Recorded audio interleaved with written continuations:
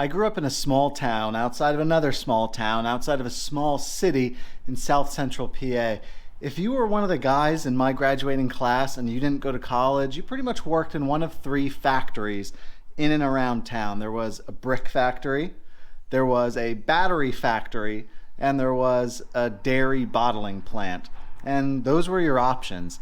I remember having these aspirations, right, of not just material possessions, but jobs and careers and getting out of that town, the type of house that you want to live in, the type of car you want to drive, the type of woman that you want to marry, all of these plans that a young man builds for himself and his life. And now one of these is true. Well, a lot more than just this one is true, but you get my point. Sitting behind me is a 2000 Honda CBR1100XX Super Blackbird. When it came out, the fastest motorcycle in the world. In today's money, this bike is a $25,000 motorcycle, and it's sitting on my lift.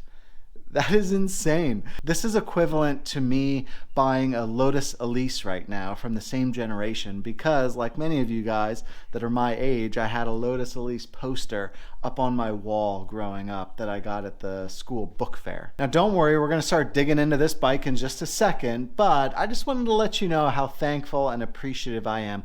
I'm just not somebody posting YouTube videos of all the stuff that I buy without realizing how grateful I am for the ability to have free time to work on these hobbies, to have some discretionary income to do these things that I love, and for the ability to post these things online, not just for part of my legacy, but also for you to hopefully enjoy. So with that, let's check out this Blackbird and see what we're going to do to it. Now, I've ridden this bike for a couple weeks and it rides fantastic, but there are a few big problems, like the fact that it was tastefully modified in 2005. What does that mean? That means that all the LEDs have been replaced with blue. It is so Fast and the Furious 2005. This rear tail tighty is like a weird like manta ray almost with these big honk and turn signals sticking out. That needs to be cleaned up a lot. There's a lot of things that I want to do on this bike. It was also lowered. You can see it was dropped down an inch on the triple trees. The rear has been replaced with a nice adjustable monoshock.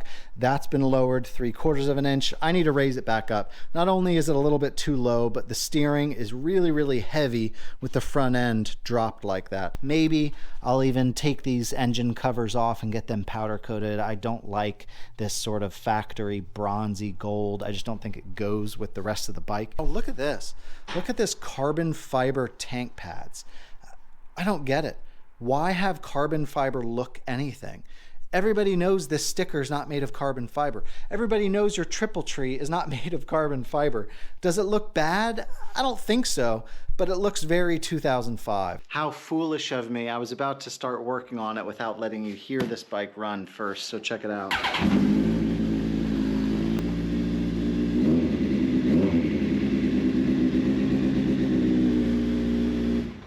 Wonder why grab handles aren't a thing anymore, you know?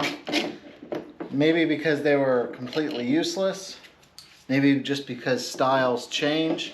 This is what I hate about modified motorcycles. Look, these are like the wire twisty nuts that you install your ceiling fan with in your house. And they used them to sort of half-butt wire this rear LED undertail kit. Needless to say, it is all going to be redone. This is the problem with undertail kits, right? This side's broken, this side had a zip tie that I had to cut. I had to cut 3 zip ties just to get this undertail kit off. This is the lead coming out of the stator. The first morning that I went out to start this bike, the battery was completely dead.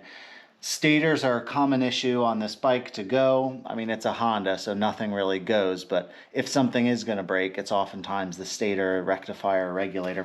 So what I'm going to do is I'm going to pull this plug and test the stator to see if it's producing enough charge for the system. So I need to separate this plug. It's just like seized in there. Oh no. Oh boy. Well, think I found part of the problem. Look at those terminals in there. How like smoked and burnt they are. So either way, we're gonna have to replace these plugs with these connectors.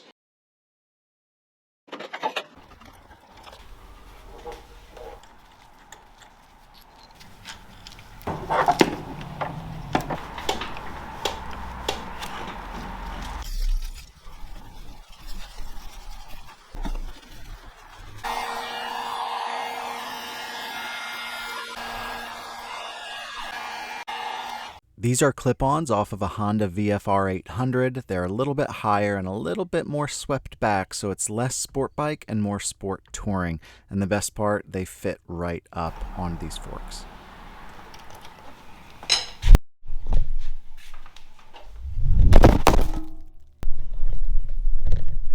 Gotcha. Raising that front end back up is pretty easy with an electric hoist just by loosening up those triple trees. Look at all this space. Look at all this room for activities, you know? Like actual shock absorption. These headlights are these really early style LEDs, VO-Rocks. But they're the kind that has these... This whole stinking motorcycle is held together with zip ties. Look, see, it's not a normal plug because it has a little fan on the back. So then the plug is up here.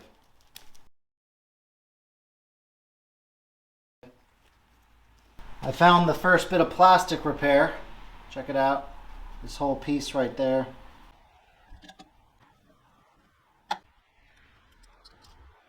LEDs, baby. This was hot, hot, hot back in the day. So again, I'm taking out blue and putting in these white ones.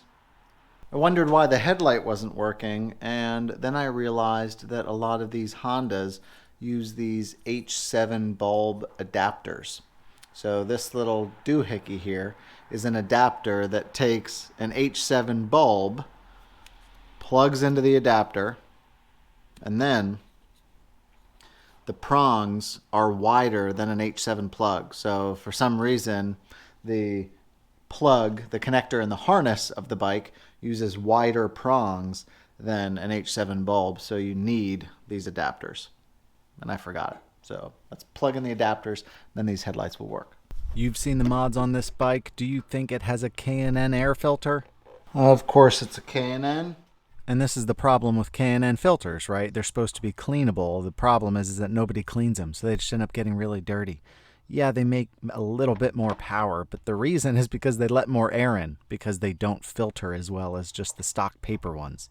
Those of you that watch my videos know what I'm going to do next. That's right, this Honda has the PAIR system, which recirculates crankcase gases back into the intake. I'm going to remove the housings, the vacuum lines, and the solenoid, and install block-off plates on the valve covers in their place.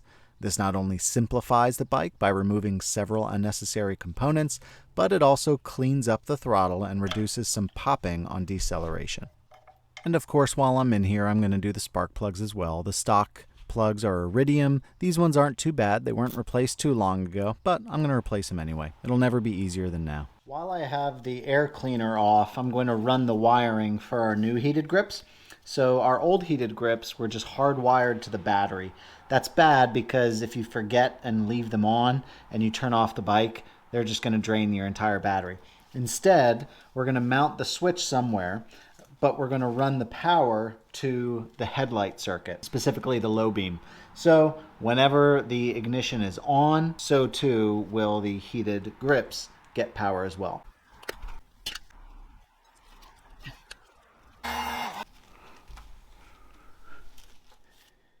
Now don't forget, if you start pulling vacuum lines all willy-nilly like I do by pulling the PAIR system, that you're going to have some open ports places. So get some vacuum caps and make sure that you're vacuum capping off the air box so you don't have an insane amount of air flooding into your system.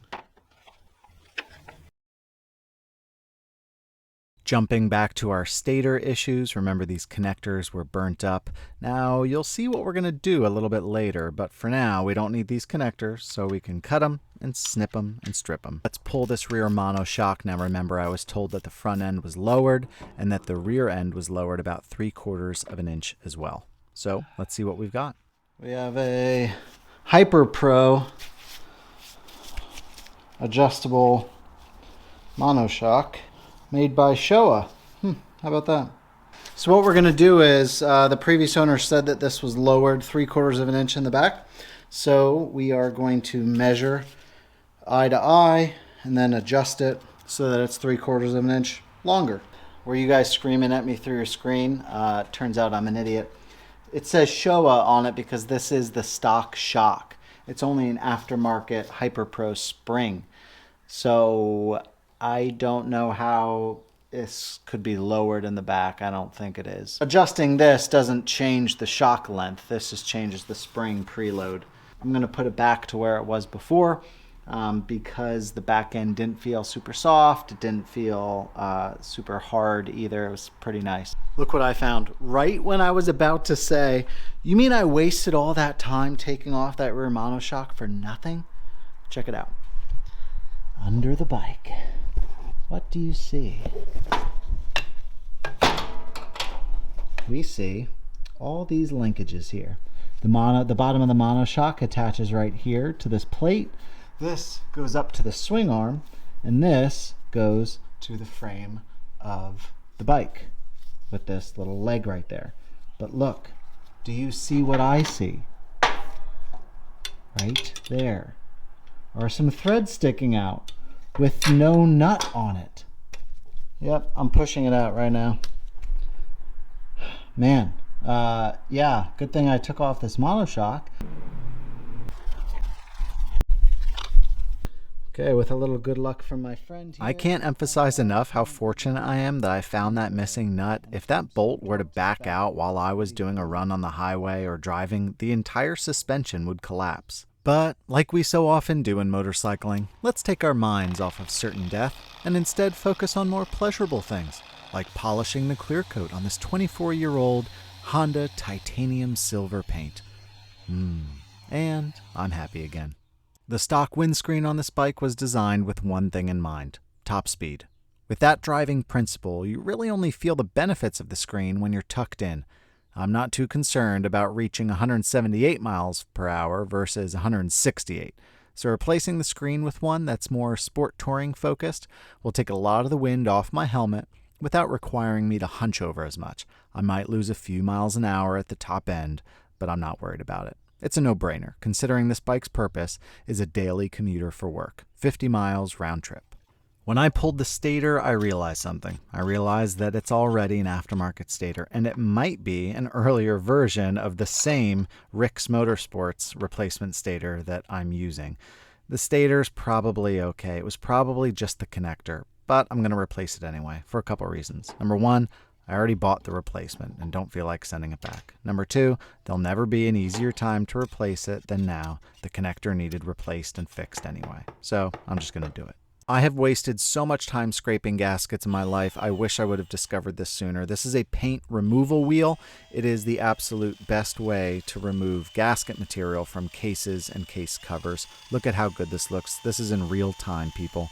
Amazing. Get yourself one. I'll put a link down below. Seriously, they're amazing. What's not amazing was trying to replace the rubber seals on the air filter and airbox cover. These were a nightmare to install and literally took me 45 minutes, which may explain why they were missing entirely when I took the bike apart. I'm not just removing the gas cap so that I can polish the entire gas tank without obstruction. I'm actually replacing the cap with a non-locking one. There are certain mods that scream amateur, or poor college student using his surplus student loan money to modify his blue and white 1999 Yamaha R6. Oh, man. That one hits a little too close to home. But there are other mods that scream, I actually have a little bit of money and taste and want to make my bike look sick. These Driven Racing fuel caps are one of those mods. They look awesome. Check this out.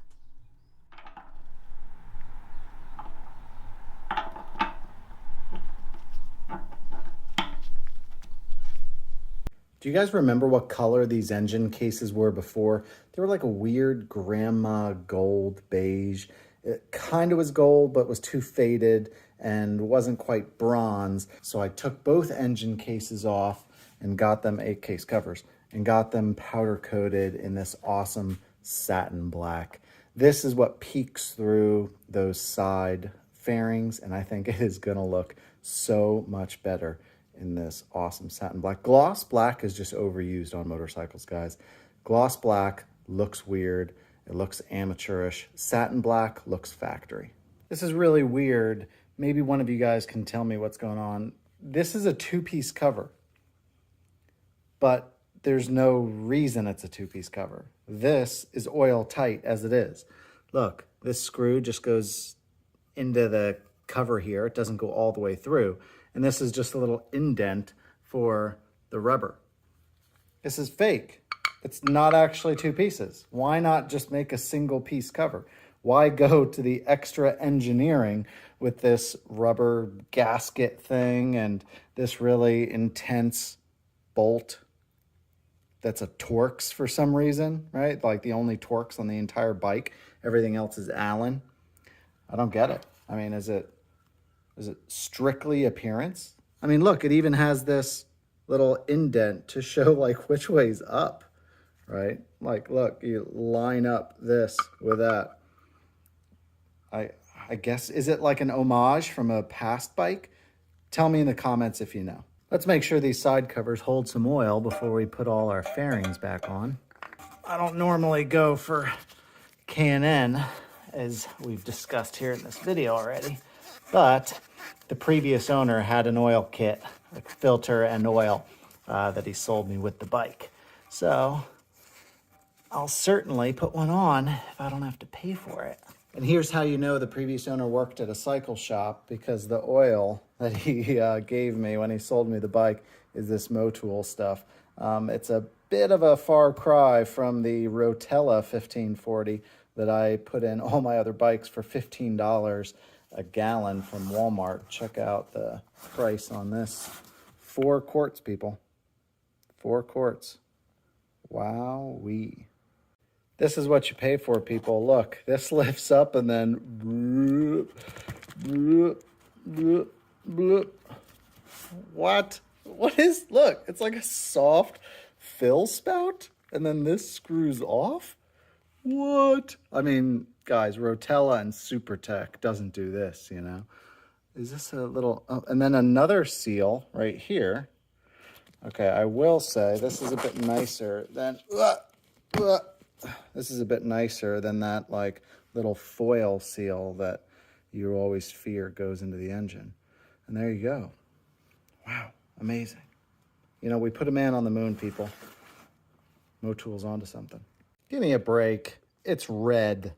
Come on. Why you make your engine oil red? I'll tell you why. Because it looks fancy. That's why. I mean, look at this red jungle juice just pouring into our engine. Thirsty for oil. This is great. I mean, this is so worth it. So worth $80. Definitely going to buy this stuff from now on. As you guys have seen, this connector is a common failure point. So what I'm going to do is just cut them and solder the 3 lines together with the 3 lines. Then after I solder it, I'm just going to heat shrink it, tape it up. Bingo bango. No more connector failure. And when I need to replace it, just snip it. No big deal.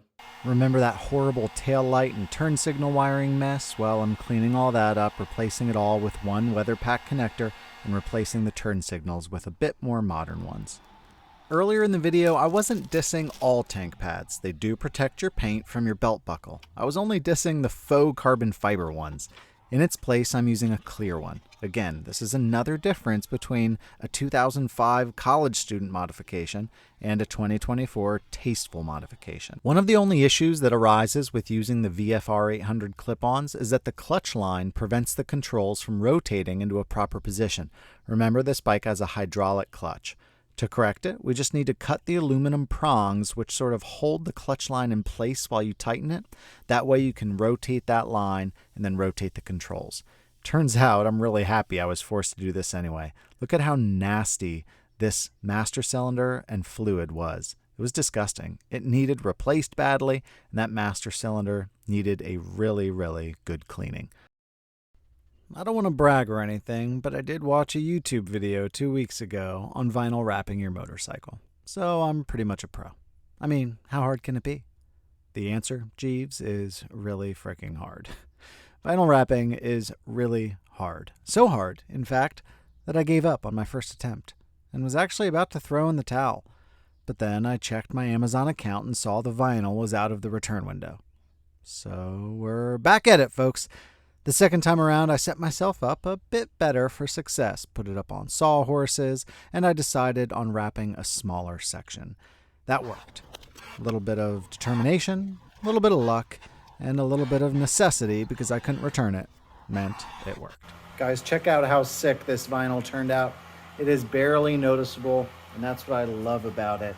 With the satin black engine covers and then just that satin black strip underneath. The frame, the titanium paint. Now I think it really comes together. This is how it should have looked from the factory. This is one of the only things left to do on the bike. The grips. We need to install our heated grip element and connect it to our line. And then we have grips and our weighted bar ends.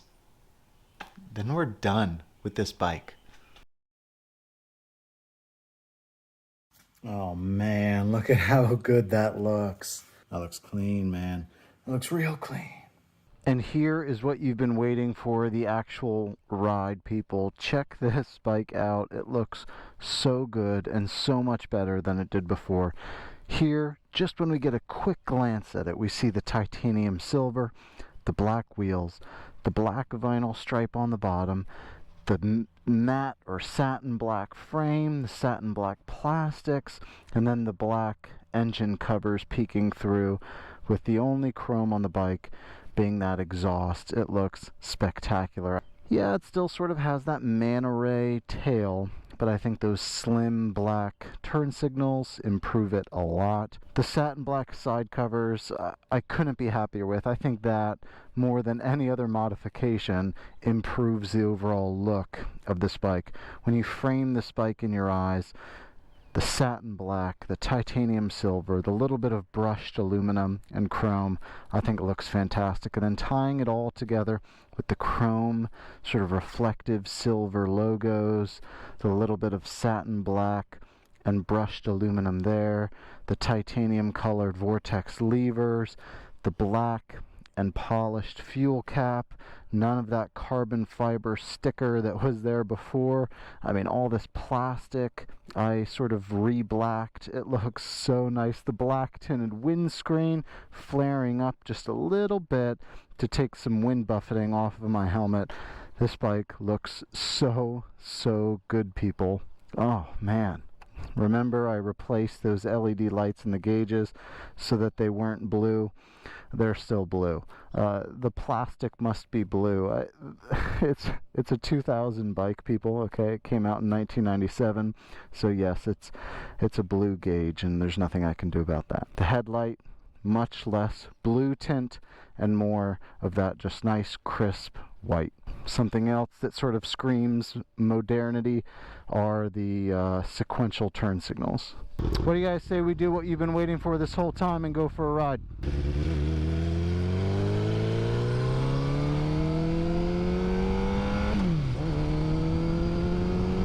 You know, the previous owner said that he lowered the front end so that it would turn in better, but I don't know, being raked down and dropped on the triples like that, I think it made it worse. This feels much, much better now. It's not a nimble bike, you know, it's not a CBR1100RR, it's not an R1, it's not a Gixxer 750. It is sort of a beast, and it's sort of a handful on back roads. I think these modifications don't try to change the bike into something it's not. I mean, I mean, you just you can't. Oh. Okay, you can't change that, right? Like I just went into warp drive, and it's so much fun. Okay, let's get on the highway and remind ourselves why this bike is named the Super Blackbird, named after the fastest airplane ever.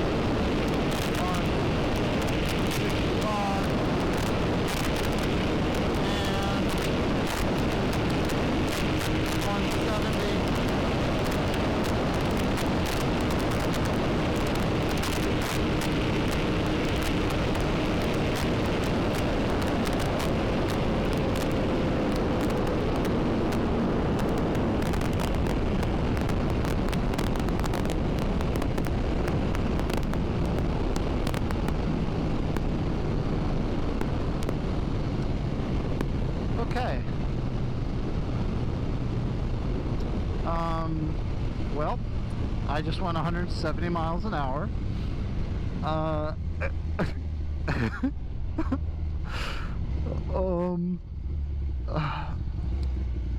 I wasn't full throttle,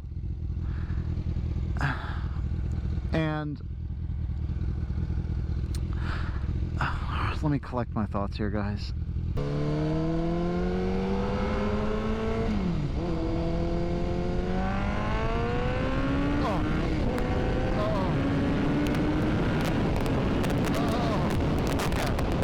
Full throttle. Let me wind it down in case there's... Okay. Stop, James. Stop. Now you're in town. Okay, it's addicting, right? But at the same time, it's horrifying. Doing that high-speed run and backing off at 170 was, at the exact same time, the smartest and the stupidest thing I've done.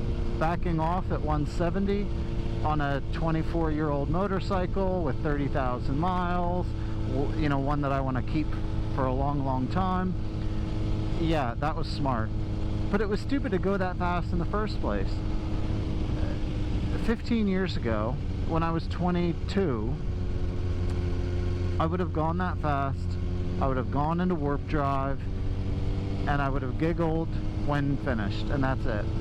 But this time, as soon as I hit 170, the thought actually came into my mind.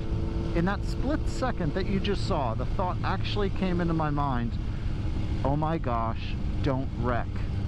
Going that fast, guys, imagine how far I would just torpedo if the bike came out from underneath me. I don't trust my life to this motorcycle. I don't trust my life to a couple of nuts and bolts. I don't trust my life to the rubber that's wrapped around these wheels. And on that positive and uplifting note, thank you guys so much for watching another episode of Two Car Garage. We'll see you in the next one.